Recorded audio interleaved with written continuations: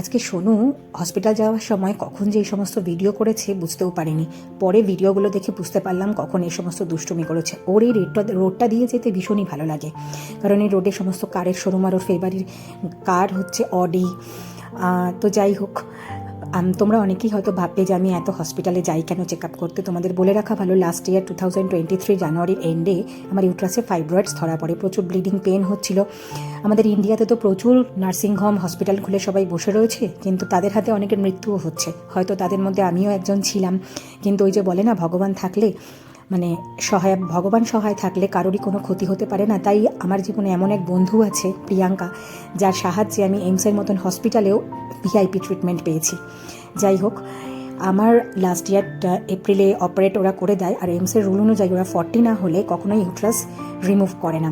ওরা ডিভাইস লাগিয়ে দিয়েছিল, এই মেরিনা বলে ডিভাইস, সেটা 5 ইয়ার্সের জন্য। কিন্তু আচমকা এই বছরের জানুয়ারির এন্ডে ওটা খুলে যায়, আর তারপরে আবার ব্লিডিং শুরু হয়। ওটা আবার ফেব্রুয়ারি মাসে অপারেট করা হয়। বাট এতটাই পেন হচ্ছিল, আমাকে বারবার করে হসপিটালে আসতে হচ্ছিল চেক আপের জন্য।